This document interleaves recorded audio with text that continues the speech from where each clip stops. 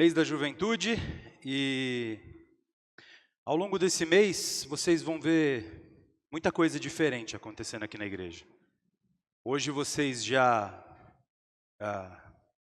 viram adolescentes e jovens participando do culto, e eles continuarão participando das atividades do culto. A gente teve intercessão de jovens, a gente vai ter avisos dos jovens, a gente, pela manhã, teve ministração da palavra de Deus por jovens e continuaremos tendo, né? Semana que vem nós teremos de volta intercessão, teremos peça de teatro, teremos muitas atividades das mais diversas. Mas a verdade é que a nossa igreja, ela é uma igreja muito viva na juventude. A juventude é uma juventude operosa. A gente olha dentro dos nossos ministérios, ministério de louvor cheio de jovem. As atividades que a gente faz de evangelismo, cheio de jovens. E quando eu falo jovem, eu não estou falando do ministério de jovens, estou falando da juventude inteira, né? Daquela linha de corte de idade, que a gente ainda não determinou muito bem qual é a idade, mas ali dos 30 e poucos para baixo, a juventude está atuando na igreja. A gente não costuma ver muito isso, mas o nosso presidente é um jovem, nosso tesoureiro é um jovem, nossa primeira secretária é jovem, e os que estão juntos com eles, né, os vice-presidentes, segundo os tesoureiros, segundo a secretária, a comissão de finanças, são pessoas que estão dando espaço para que esses jovens trabalhem e apoiando o trabalho deles. E eles têm feito bons trabalhos. Então a gente tem desde a nossa diretoria, ministério pastoral. Eu e o pastor Leandro não somos tão velhos assim. Já, né? Hoje a gente tomou um feedback aqui meio negativo na hora da oração, que a gente já está com a barba branca e tal, mas olha só, eu tenho 37 anos, o pastor tem 40. Vamos fechar em 40, vai. Não somos velhos, olha só, o Ministério de Louvor está cheio de gente jovem. Acho que a gente só não tem adolescente jovem atuando na melhor idade, mas o Tiago está sempre aí, participando. Então assim, os jovens têm muito espaço na nossa igreja. E a igreja confia muito na nossa juventude. Isso é uma coisa maravilhosa. Porque a gente está garantindo que o futuro da igreja vai acontecer. Mas a gente precisa aproveitar esse mês de agosto para a gente refletir acerca de valores importantes que essa juventude precisa carregar, de valores importantes que essa juventude precisa desenvolver, e de valores importantes que a igreja precisa auxiliar esses jovens a ter e a desenvolver. Por isso, ao longo do mês de agosto, nós vamos meditar sobre o texto de João 15, estarmos ligados à videira para darmos frutos. Mas hoje, como é a primeira noite, a gente vai ter uma exceção. A mensagem de hoje ela não é relacionada a João 15, ela é mais relacionada às gerações e à importância e o trabalho das gerações. Eu preguei um esboço dessa mensagem, um trechinho dela, para a melhor idade no final do ano passado, quando a gente teve um encontro, e eu preguei um pedacinho dela. Essa mensagem não é minha, ela é fruto de um livro.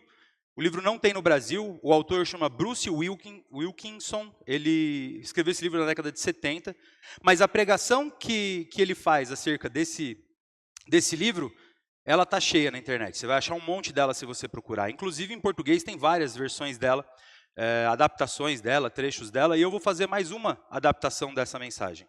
Ela chama As Três Cadeiras. Tá? Então se você tiver interesse, você pode procurar na internet outras versões dela, inclusive a do próprio pastor Bruce Wilkinson, que ele fez lá na década de 80, está disponível no YouTube, você pode assisti-la. Só o livro que não tem no Brasil, então dificilmente você vai conseguir acessar. Muito bem. O que nos dizem essas três cadeiras? Essas três cadeiras, elas representam as três possibilidades espirituais que você vive. Existem três maneiras de você viver ou experimentar Deus. Existem as pessoas que sentam na primeira cadeira, existem as pessoas que se sentam na segunda cadeira, e existem as pessoas que se sentam na terceira cadeira. Com certeza absoluta, você está sentado em uma delas. Seu desafio nessa noite é descobrir em qual das três você está sentado. Mas você precisa ser sincero com você mesmo, ao longo dessa mensagem e descobrir em qual cadeira você está assentado, porque isso vai trazer consequências, responsabilidades e desafios. Se você se perceber sentado na primeira cadeira, você vai entender quem você é no plano de Deus. E você vai ver os desafios que você tem por estar sentado nessa primeira cadeira. As coisas que você pode ou precisa melhorar. A mesma coisa vai acontecer aqui, em quem senta nessa segunda cadeira. Você vai ter qualidades, você vai ter benefícios, você vai ter defeitos, coisas a melhorar, e você precisa ser sincero com isso, para que você extraia o melhor daquilo que tem para você. E se você estiver sentado na terceira cadeira, da mesma forma, você vai precisar encarar a verdade, entender o seu estado atual e tomar atitudes, porque ela traz desafios para a sua vida também. Muito bem, então vamos lá. Existem vários exemplos na Bíblia de pessoas sentadas nessas três cadeiras. A primeira das cadeiras, Abraão está sentado nela. Abraão se assenta nessa primeira cadeira. Essa primeira cadeira, ela pode ser chamada de a cadeira do compromisso. Abraão se assentou nessa cadeira. Quem se assenta nessa cadeira conhece Deus de primeira mão. Viu Deus. Conheceu Deus. Experimentou Deus. Aceitou as ordens de Deus. Obedeceu a Deus. Vive uma vida que a prioridade é Deus. Abraão fez isso. Quando ele foi chamado pelo Senhor, ele saiu de sua casa, da sua terra, da sua parentela, e foi para um lugar desconhecido. E viveu a vida dele assim, como um nômade, sem ter um lugar fixo, sem ter um lugar seguro, sem ter certezas das promessas se cumprindo na vida dele. E a vida inteira, a prioridade dele foi o Senhor. Ele não ouviu falar do Senhor. Ele conhece o Senhor. Ele viu o Senhor. Ele não acha que existem milagres. Não contaram para ele sobre milagres. A vida dele é um milagre. E tudo o que aconteceu na vida dele foi um milagre. Ele sabe exatamente o tamanho, o poder e a capacidade de Deus. Essa cadeira aqui se assenta aquele que tem um compromisso verdadeiro com Deus. Ele sabe quem Deus é e ele caminha todos os dias com esse Deus. A prioridade dele para tudo na vida é esse Deus. E por isso ele permanece assentado nessa cadeira. Nessa cadeira aqui se assenta seu filho, Isaac. Isaac se assenta nessa cadeira. A gente pode chamar essa cadeira aqui de conforto. Por isso que ela é tão gostosinha.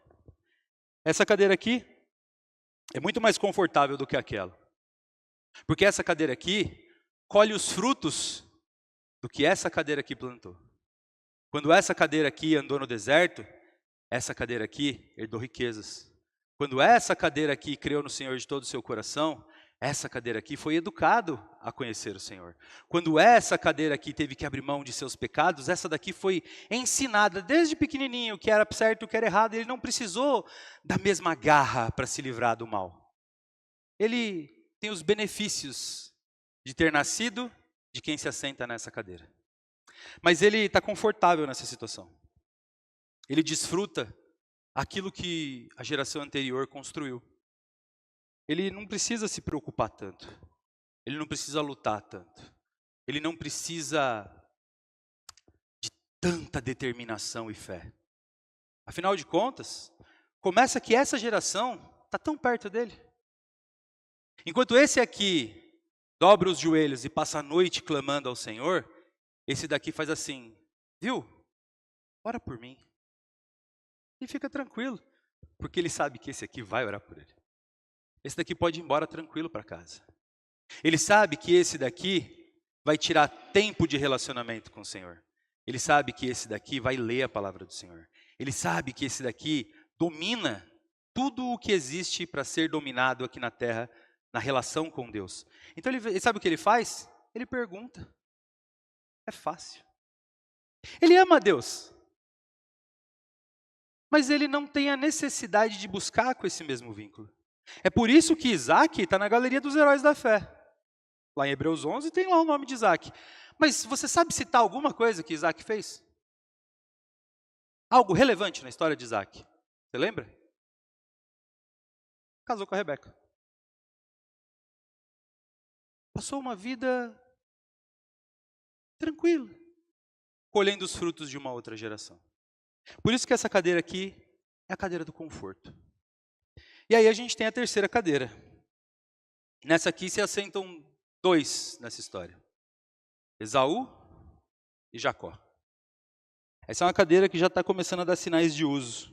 Tá desgastada, aqui está quebrado, aqui atrás já está colado porque não funciona mais. O nome dessa cadeira aqui é crise. Crise. Porque essa geração aqui viu Deus, viveu com Deus, experimentou a Deus.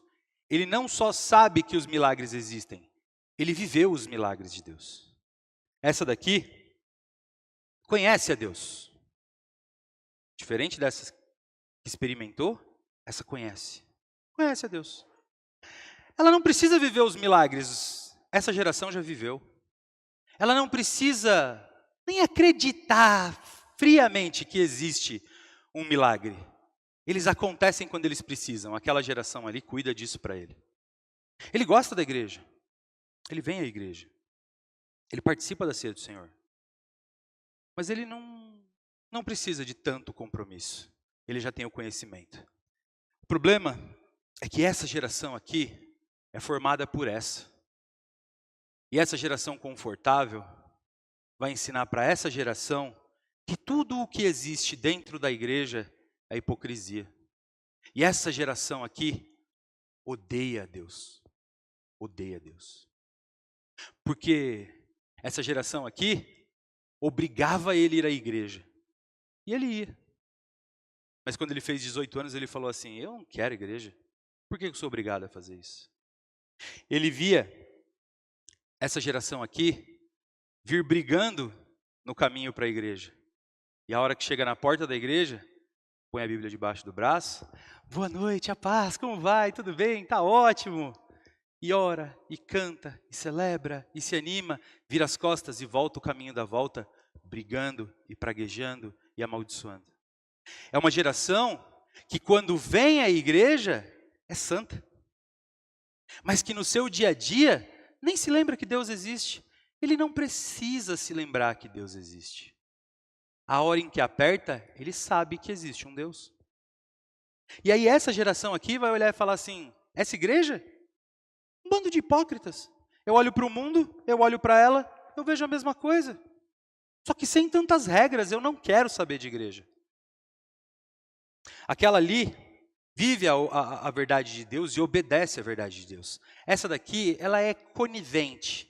Ela aceita, mas às vezes ela vive, às vezes ela não vive. Depende do conforto e da necessidade. Essa daqui, ela odeia regras. Porque ela foi criada, sendo obrigada a fazer coisas que ela não acredita, por pessoas que também não acreditam. Esaú e Jacó se assentavam nessa cadeira. Eles não amavam a Deus. Esaú e Jacó não tinham relacionamento com Deus. Esaú e Jacó estavam preocupados com a herança deles e com a primogenitura, não porque Deus tinha uma aliança com eles, mas porque isso ia garantir conforto, dinheiro e tranquilidade. Essa geração constrói. Essa geração usa, aquela geração destrói. Essas são as 3 cadeiras da relação espiritual que a gente tem. E você está sentado em uma delas. Enquanto essa geração, a de Abraão, ela vive o evangelho e ama a Deus acima de todas as coisas, essa geração aqui ama a Deus, mas ama todas as outras coisas. E essa geração aqui ama todas as outras coisas, menos Deus. Mas essa geração está na igreja igualzinho essa geração e igualzinho essa geração. Portanto, a gente não está falando de alguém que não conhece a Deus e que não é crente. A gente está falando de alguém só de que odeia tudo isso daqui, mas está aqui porque foi ensinado a estar aqui. Você pode sim estar aqui agora e sentado na primeira cadeira. Existem outros exemplos na Bíblia. Quem se sentou nessa cadeira aqui foi Josué. Josué se assentou nessa cadeira. Se você ler o livro de Josué, lá no finzinho, quando eles vão entrar na Terra Prometida, vamos ler. Vamos abrir a Bíblia e vamos ler a maneira como Josué vivia a Deus. Josué 24:15.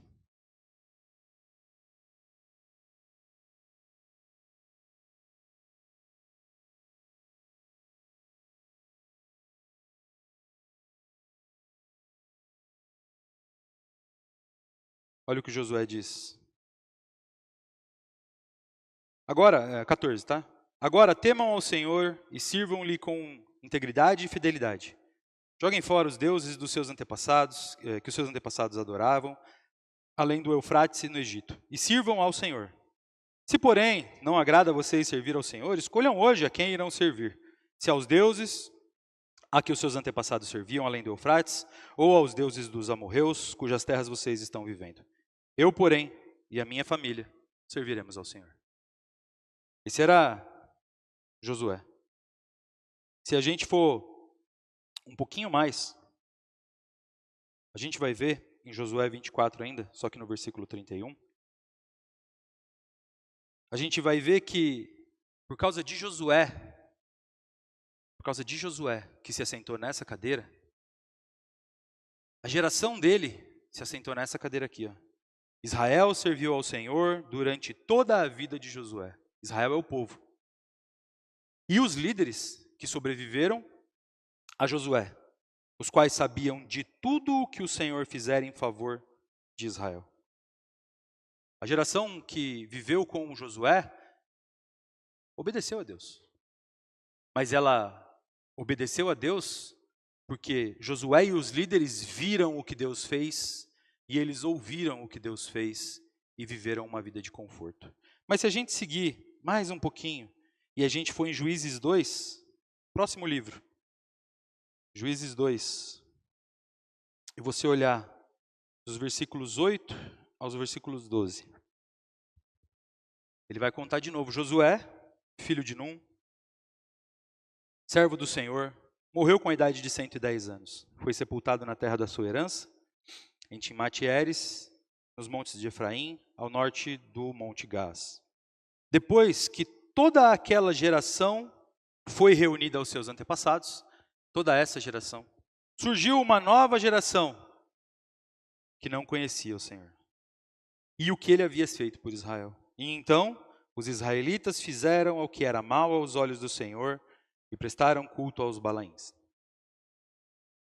Josué, os líderes, a geração que viveu com ele e a geração seguinte que nem conhecia o Senhor. É assim. Mais um exemplo de gerações que se assentam em 3 cadeiras diferentes e que cada geração sofre os seus impactos. A geração de Josué foi a geração que saiu do Egito. Os mais velhos morreram todos. A geração de Josué, que entrou com ele na Terra Prometida, ou foi a geração que nasceu no deserto, ou a que tinha menos de 20 anos quando saiu do Egito. Eles viram todos os milagres. Eles conheciam o Deus deles. Mesmo quando eles estavam tristes e fracos, e se a gente ler o livro de Josué, a gente vai ver que existiram pecados. Eles quebravam, eles pecavam, eles falhavam. Mas eles conheciam o Deus deles e tinham um compromisso com o Deus deles.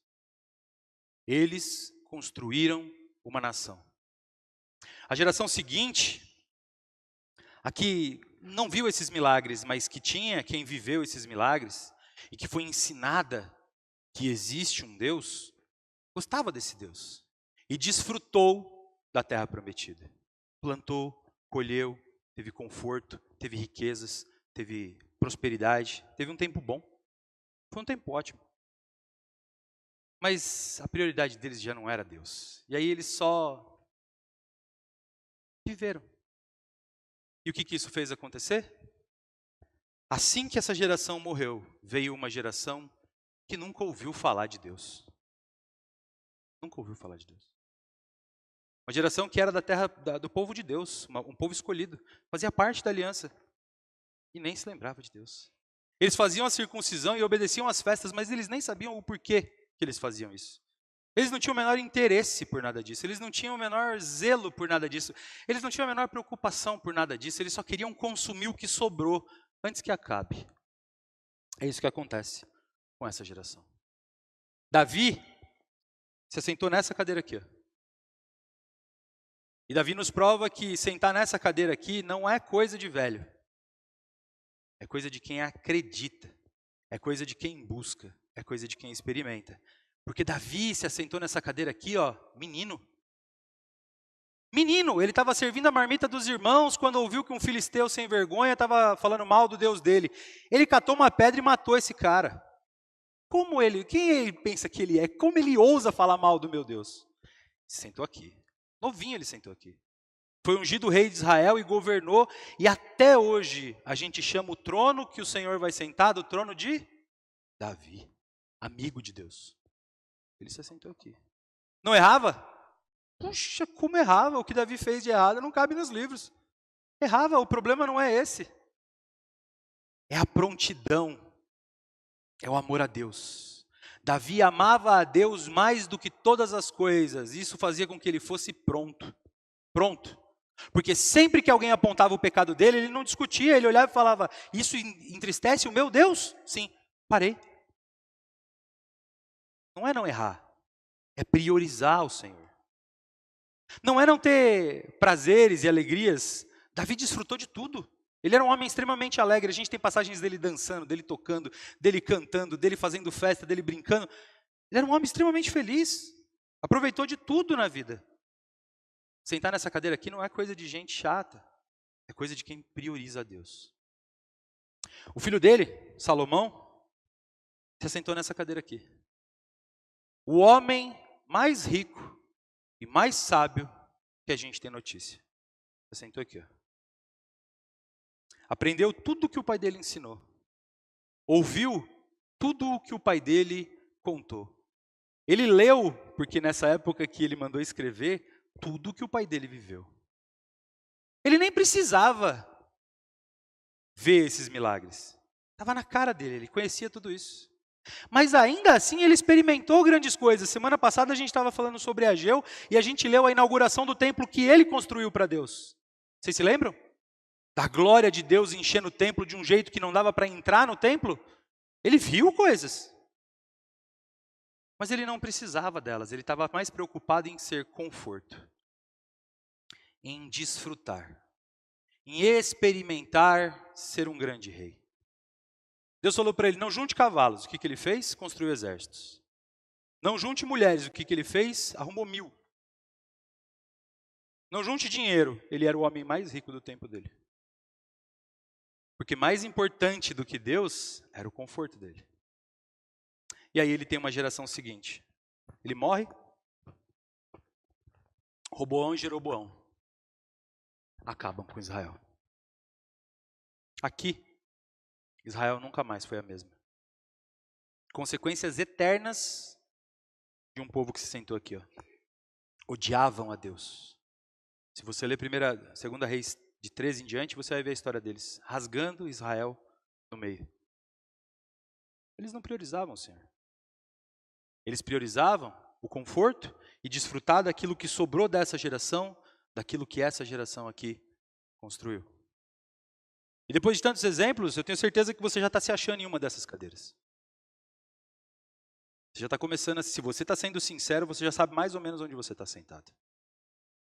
É uma geração que abre mão de qualquer coisa pelo Senhor, e que ama o Senhor acima de qualquer coisa, e o que importa nessa vida é viver para o Senhor, e se não for para o Senhor, essa vida não importa ser vivida.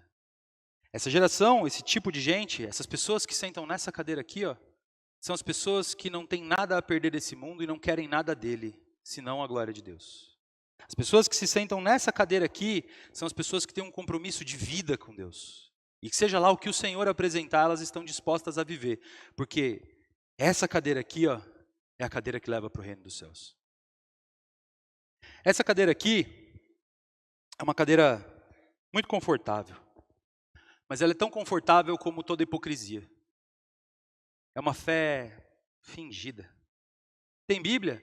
Tenho. Lê a Bíblia? Às vezes. entende? Quase nunca. Oro, sempre que alguma coisa dá errado e eu preciso resolver, eu oro. Vem na igreja? Pelo menos na ceia eu estou aqui. Mas você vive o que o Senhor te ensina? Eu tento. Mas e sua esposa? Você trata ela com a decência que a Bíblia manda? Às vezes a gente perde o limite. Mas e a sua vida de fé? Ela é constante? Eu tento. E no trabalho, como você é? E a sua honestidade? E a sua integridade? E os seus valores? Desde que eles não conflitem com os seus interesses imediatos, você é crente. Você gosta de vir à igreja? Mas às vezes, puxa vida, eles pregam coisas tão difíceis, nesses dias eu prefiro não ouvir. Mas quando é aquela pregação animada, legal, que dá tudo certo, é gostoso. Eu gosto de ter comunhão com os meus irmãos, mas eu não gosto deles muito perto da minha casa, porque senão eles começam a saber muita coisa que acontece lá dentro.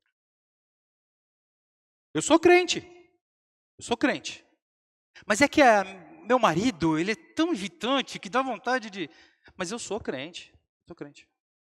Eu obrigo os meus filhos a virem à igreja, mas você adora junto com os seus filhos, você toma tempo ensinando a palavra de Deus para os seus filhos, você ora junto com os seus filhos. Aí isso a gente faz na igreja, né? Essa cadeira aqui ela é confortável, mas ela é extremamente hipócrita. Ou você pode estar sentado nessa cadeira aqui. Você vem para a igreja porque você é obrigado a vir, ou porque, apesar de você nem gostar disso, você sabe que ninguém aqui presta, que todo mundo aqui é ruim, que todo mundo aqui está mentindo, e que todo mundo em casa não é o que parece, e que todo mundo aí em casa está errado, e é um bando de hipócrita, é um bando de sem vergonha, mas você sabe que lá no fundo, Deus existe, você nem pode virar as costas assim. Então é bom de vez em quando você aparecer aqui. Se você não vier aqui, seu pai não te dá mesada, se você não vier aqui, você não vai receber alguma coisa que você queria. Se você não vier aqui, sua namorada te larga. Se você não vier aqui, teu marido vai fazer um inferno na tua cabeça a semana inteira. Então você vem. Ou você está aqui só porque você está aqui, você nem liga para nada disso. E aí aquilo que é pregado entra por aqui, sai por aqui. O louvor é legal, mas eu não estou nem aí. Eu vivi uma vida de engano a minha vida inteira. Tudo isso daqui, no fundo, é meio balela. Mas quando a gente vê os exemplos, a gente vê que Abraão alcançou. E no final da vida dele, ele viu a glória. E ele conquistou. E ele celebrou. E quando a vida dele acabou, ele não trocaria nenhum segundo da vida que ele viveu para Deus. Nenhum segundo. Tudo o que ele viveu foi ótimo, porque teve debaixo do controle de Deus. Davi, quando morreu, Davi estava jubiloso, e ele sabia até o seguinte: eu vou morrer, mas eu tenho certeza que o Senhor não vai deixar nem meus ossos se corromperem, porque Ele vai me ressuscitar no final disso daqui. Davi nem ligou para a morte, porque ele sabia que ele estava indo para a vida eterna. Ele não se arrepende de nada que ele viveu para Deus a vida dele inteira. Ele não desperdiçou um segundo da vida dele. Cada segundo da vida dele foi um investimento no reino de Deus. Josué passou uma vida servindo Moisés. E a vida que ele serviu Moisés, ele ficava olhando para Moisés e falando: eu quero experimentar isso. Eu quero viver o que ele vive. Eu quero entrar na tenda e ver Deus. Eu quero isso. E ele desejou isso, e ele lutou por isso. E quando ele foi apontado, ele ficou alegre e viveu cada dia dele para a glória de Deus. Desde a juventude, quando foi ele e mais 11, e só ele e Caleb falaram que dava para tomar a terra prometida. Ele nunca vacilou nisso. Até o último dia. Você vê, a última fala dele é: eu não sei vocês, eu e a minha família vamos servir a Deus. Ele nunca questionou. Aqui, Salomão. É uma no cravo, uma na ferradura, uma no cravo, uma na ferradura, uma no cravo, uma na ferradura. Uma hora ele acerta, uma hora ele erra, uma hora ele acerta, uma hora ele erra, uma hora ele acerta, uma hora ele erra. No fim das contas, o que tão de importante tem de Salomão para ser lembrado? Ele construiu as coisas que o pai dele já tinha mandado ele fazer. Ele alcançou a paz que o pai dele pavimentou. Ele organizou o reino que o pai dele construiu. Mas que grande feito Salomão teve. Nos momentos onde ele estava mais próximo de Deus, ele foi um homem sábio e fez grandes coisas. Mas no fim da história dele, Davi é infinitamente maior. Infinitamente maior. Josué é infinitamente maior. Moisés é infinitamente maior. Quanta gente é infinitamente maior do que Salomão? O maior dos reis. No fim das contas, ele passou. E o maior legado de Salomão, no fim das contas, sabe qual que é? Desagradar a Deus e Deus dizer que ia rasgar o reino da mão dele. O que aconteceu logo ali. É o maior legado dele. Isaac, a gente já disse. A gente nem se lembra do que Isaac fez. Foi bom, foi bom, foi bom. Mas você vai ser edificado? Não. Os maiores feitos de Isaac, na verdade, foram ele ter ido com o pai dele, ser sacrificado e voltar. É uma das coisas mais importantes da vida de Isaac. Ele arrumou uma esposa. Não tem grandes feitos em Isaac. E de novo, o legado dele, maior, foi criar filhos que não gostavam de Deus. É assim. Quando a gente pega os sábios de Josué, viveram fiéis a Deus e obedeceram a Deus, mas não se deram ao trabalho de preparar a próxima geração. E em 40 anos de quando Josué morreu, essa geração nunca tinha ouvido falar do nome do Deus deles. Que legado é esse que eles deixaram? Nenhum. E essa geração, muito bem, né? A gente tem Jacó, a gente tem Esaú, a gente tem Roboão, Jeroboão, a gente tem os netos da geração que entrou na Terra Prometida. É só destruição, só ódio, é só desperdício, terra arrasada. Por isso que é muito importante você fazer essa reflexão, porque mesmo que você esteja sentado nessa cadeira e tudo que eu esteja falando para você seja um monte de bobagem, sem sentido, e eu sou um hipócrita aqui em cima, é importante você se lembrar que todo mundo que se assentou nessa cadeira aqui destruiu, perdeu e morreu. Foi só um desperdício de existência. Quem se assentou nessa cadeira aqui, ainda que não tenha sido perfeito, desfrutou da presença de Deus. Mas, de verdade mesmo, o lugar de se assentar é aqui. Você precisa se assentar nessa cadeira. Mas é possível isso acontecer? Sim. A Bíblia nos mostra que é possível. Apesar de eu ter mostrado gerações e cada geração caindo um pouco, é possível viver de uma forma diferente. Se você olhar a sua Bíblia, em 2 Timóteo 1, no versículo 5, você vai ver Paulo escrevendo para Timóteo e ele fala o seguinte: eu espero ter em breve com você. Quer ver? Vê se ele põe aqui. Põe aí, Timóteo, 2 Timóteo 1, 5. Recordo-me da sua fé não fingida, que primeiro habitou em Loide, sua avó, e na sua mãe Eunice, e estou convencido que também habita em você. Olha só que interessante. Loide se sentou aonde? Aqui. Uma fé não fingida. Uma vida para a glória de Deus. Uma mulher fiel e que viveu cada dia da sua vida para a glória de Deus. Ela se assentou aqui. E ela teve uma filha e ela criou a filha dela. Mas a filha dela não se assentou aqui. A filha dela se assentou aqui também. Porque a fé dela não era fingida, a fé dela era verdadeira. Ela vivia para a glória de Deus. Ela experimentou as coisas de Deus e ela mostrou para a filha dela e proporcionou que a filha dela vivesse as mesmas experiências. E aí, Loide se sentou nessa cadeira e Eunice se sentou nessa cadeira. As duas se assentaram aqui. E se você conhece a história da Eunice, você sabe que ela era casada com um romano, com um gentil, com um pagão. Ela era casada com um inimigo da fé. E mesmo assim ela viveu uma vida digna. Digna ao ponto de Paulo, quando se lembra dela, fala: é uma fé não fingida. É uma fé verdadeira. E elas duas criam um menino. E esse menino vai se assentar lá? Não. Vai se assentar aqui? Também não.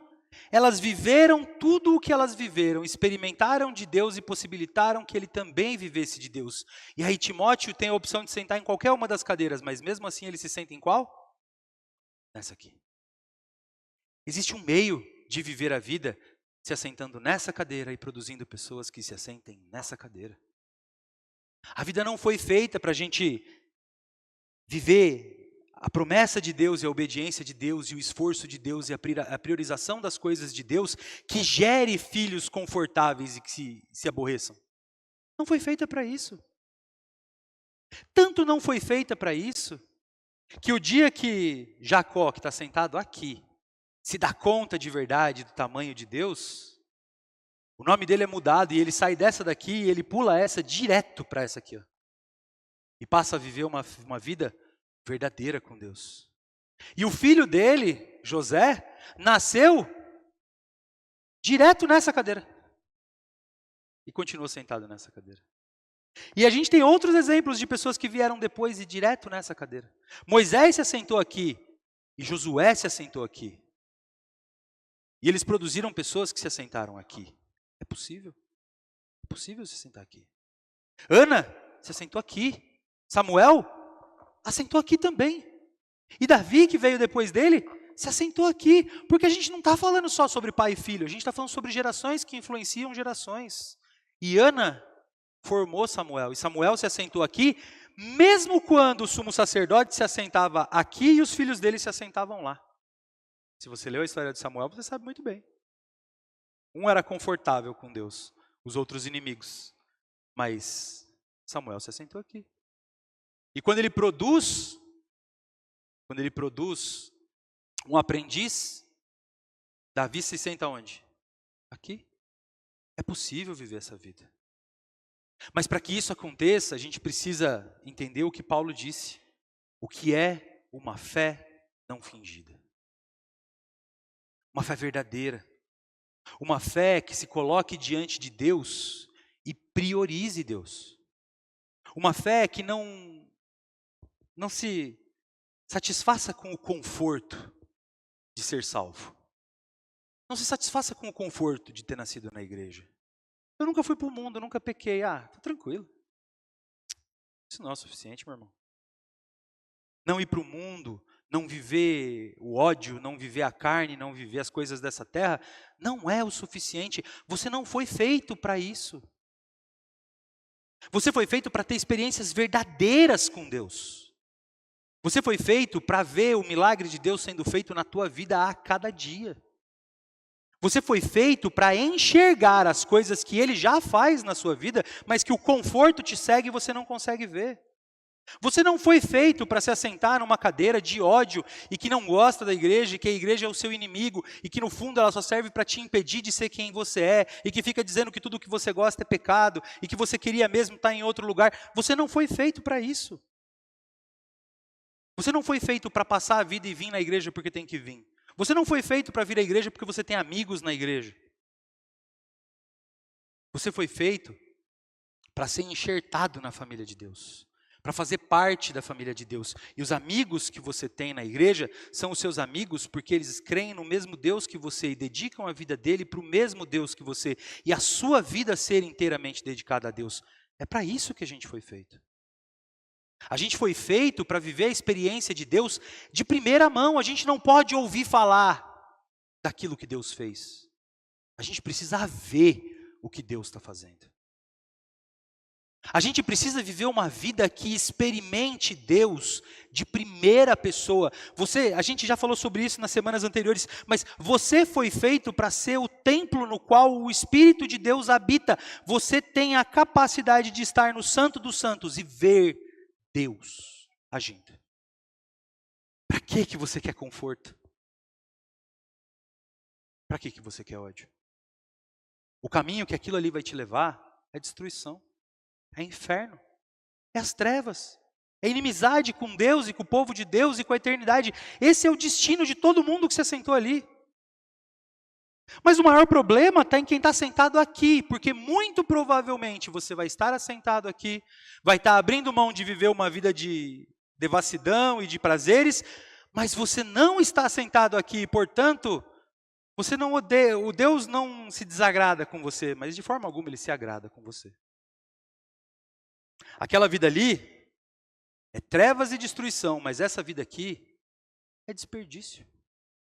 Desperdício. Você está dando só um pouquinho da sua força e vivendo só um pouquinho do que você poderia. Se você aumentar a quantidade do seu esforço, vai aumentar a quantidade de coisas que você vive infinitamente. Não é proporcional. Porque enquanto você ficar dividindo o seu amor com Deus, o seu amor com a terra, o seu amor com as coisas, o seu amor com a terra, os seus planos pessoais e os planos de Deus, os seus interesses e as suas paixões e os interesses de Deus, os planos que você tem para você e os planos que Deus tem para você, e você for ficar vivendo nesse conflito, você nunca vai colher nada na sua plenitude. Melhor que você vá embora logo para a primeira cadeira e viva tudo o que você quer viver.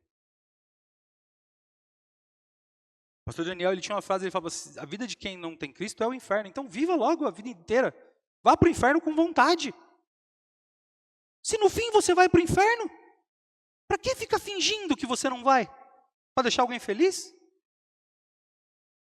Esse lugar é muito perigoso. Porque esse é um lugar falso que faz com que você ache de verdade que no fim das contas você tem algum valor.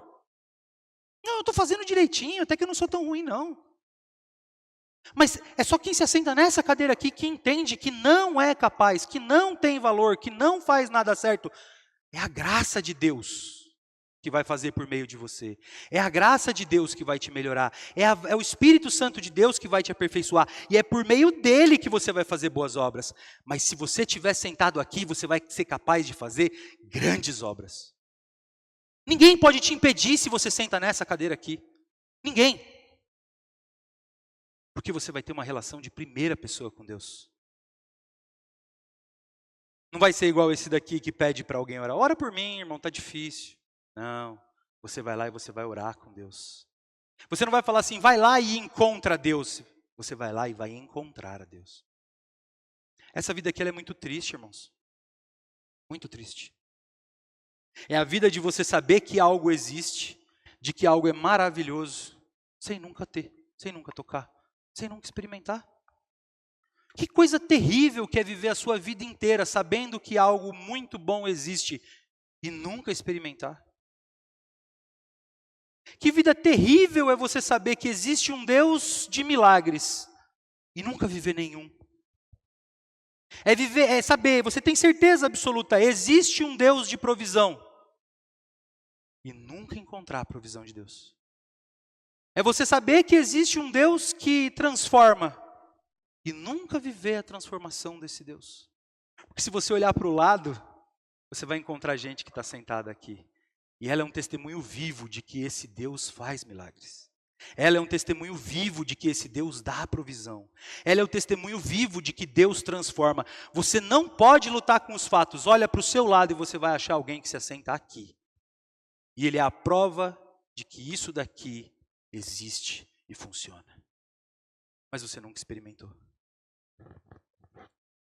Por que você não é capaz? Não. É só porque você não ama a Deus acima de todas as coisas. É porque você não busca, primeiramente, o reino de Deus, toda a sua justiça.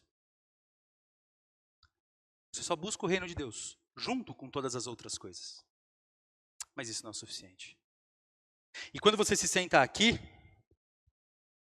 é terrível, porque você olha pessoas que vivem com Deus, pessoas que conhecem a Deus, e você vê que aquela vida vale a pena, mas você não é capaz nem de viver aqui.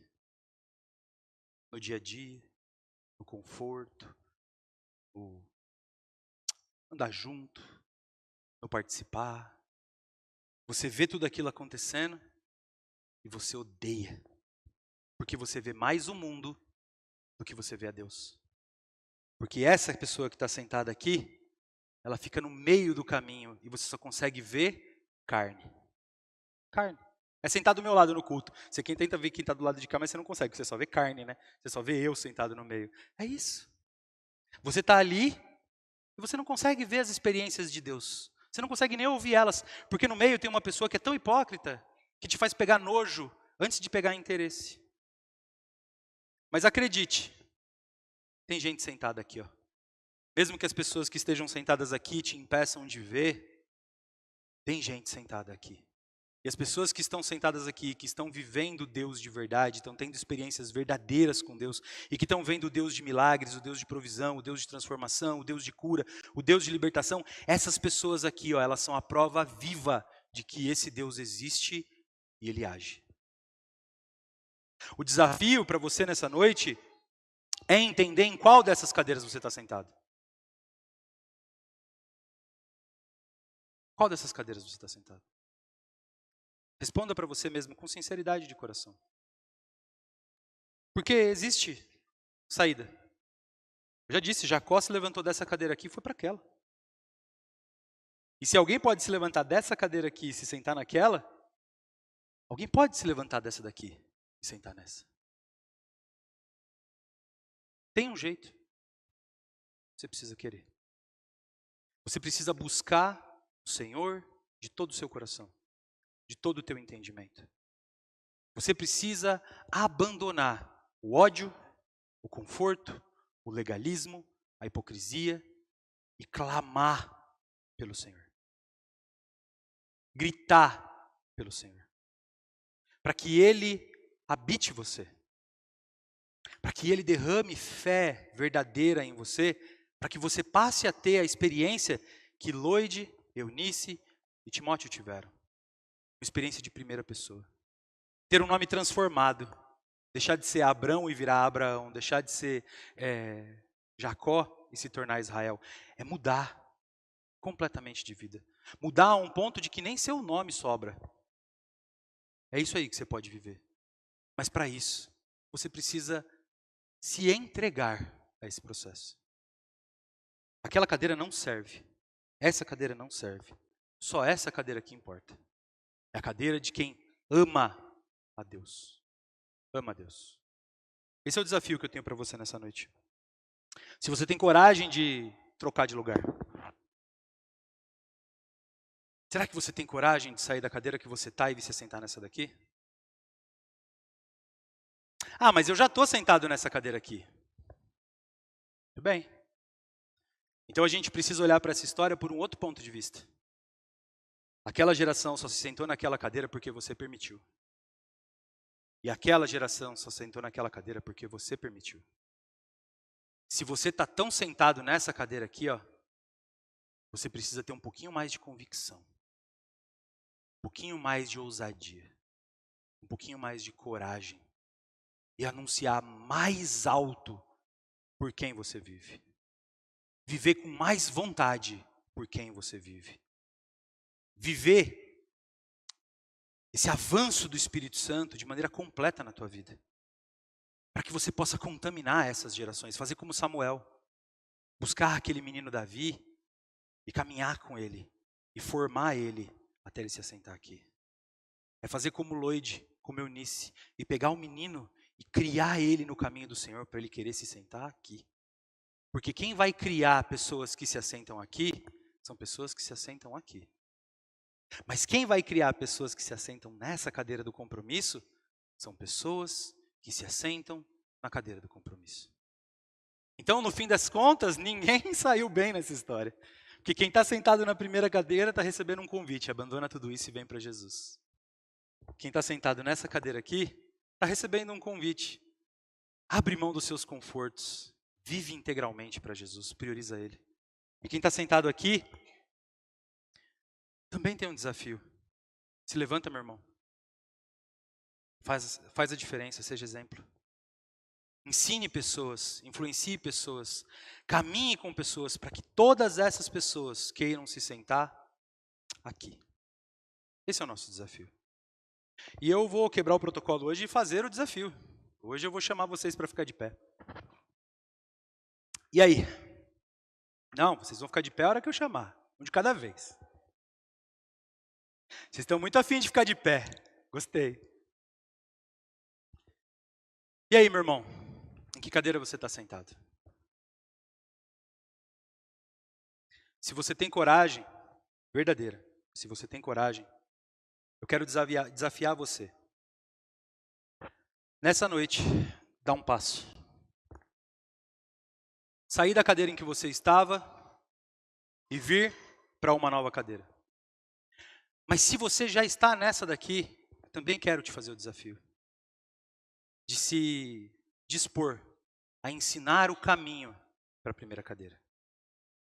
Então, eu vou fazer os 3 convites e vocês levantam juntos, porque senão a gente vai começar a olhar quem está sentado em cada cadeira, e aí a gente vai começar a falar, segunda cadeira, hein? Terceira cadeira. Então eu vou fazer esse desafio junto. E se você entender que é o seu lugar, se levante.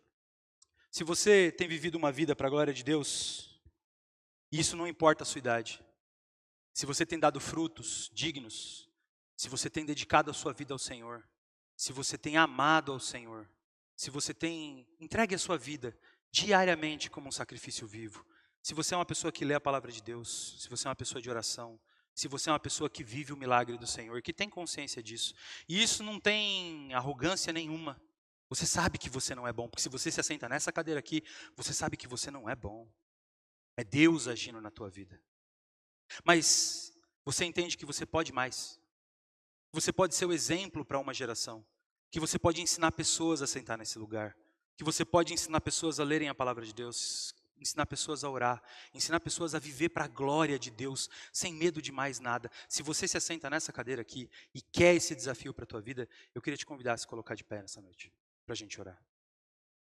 Se você, diferente dele, se assenta nessa cadeira aqui, e é membro da igreja, está confortável.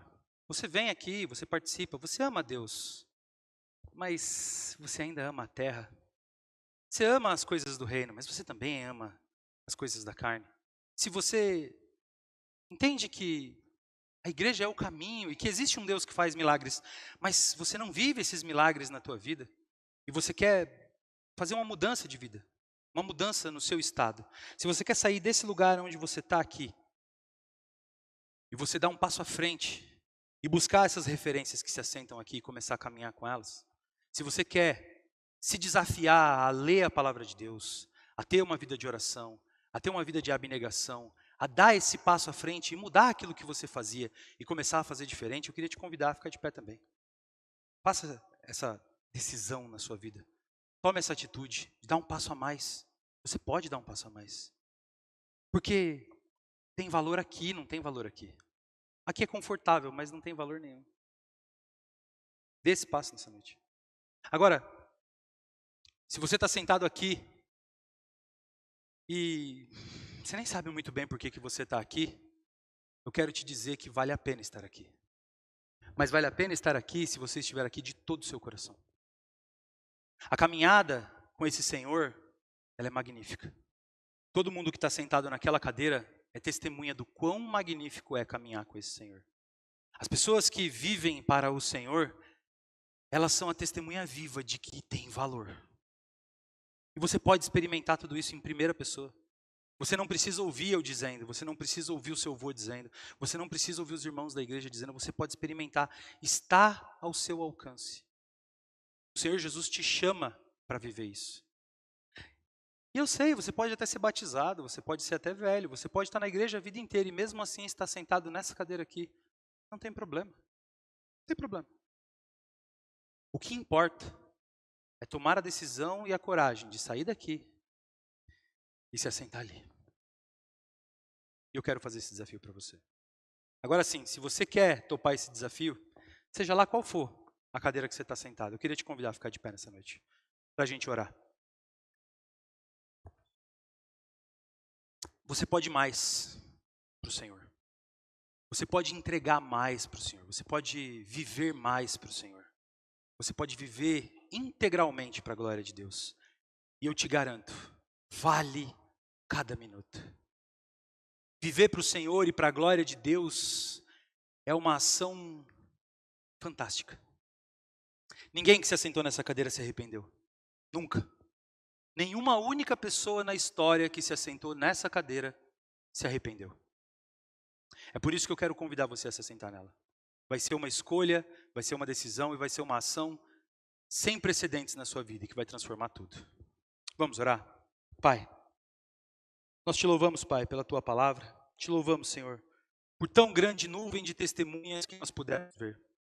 A fé de Abraão, a fé de Davi, a fé de Josué, a fé de Loide, de Eunice, Timóteo.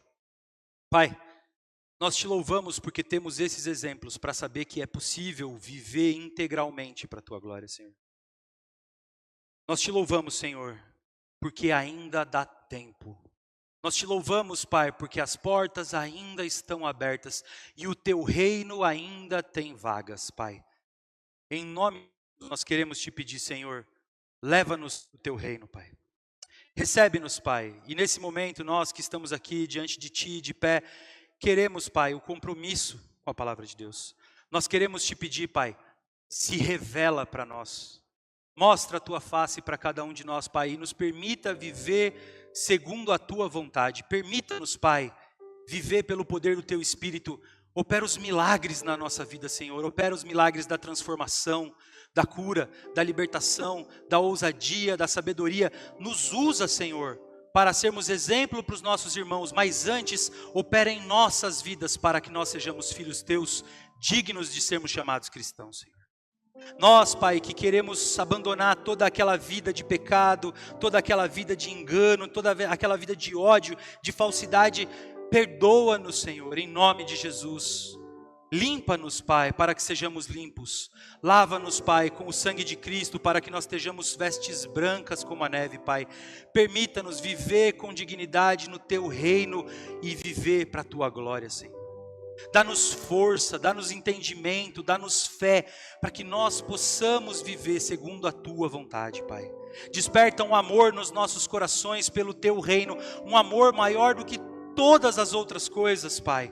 Permita-nos viver de uma forma que, assim como Paulo, a gente possa dizer que tudo isso daqui não vale nada e de que até a morte é lucro, Pai, por Ti. Permita-nos, Pai, viver uma fé verdadeira, não uma fé fingida. Permita-nos, Pai, viver na certeza, Pai, da salvação, na certeza da Tua provisão, na certeza de que o Senhor é o nosso Senhor e de que nada vai nos faltar, de que ninguém pode nos desviar no caminho, se quem segura a cada um de nós é as Tuas fortes mãos, Pai. Ajuda-nos, Pai, a viver de maneira ousada nesse tempo e nesse reino, e que nós possamos ser geração que forma uma geração de iguais, uma geração que vive, Pai, na cadeira do compromisso, e que forme gerações que vivam no compromisso. Gerações que vivem, Pai, a Tua fé e os milagres do Senhor em primeira mão, e que ensine pessoas a viverem milagres de primeira mão. Uma geração que Te olha, Pai, e que Te vê face a face, e que ensine pessoas a Te olharem e Te verem face a face. É o que nós Te pedimos, Senhor. Ensina-nos a dar frutos que sejam iguais, frutos cada vez melhores, frutos que se pareçam, Pai, com o Senhor Jesus. Nós Te louvamos por esse momento e Te agradecemos pela Tua palavra. Em nome de Jesus. Amém.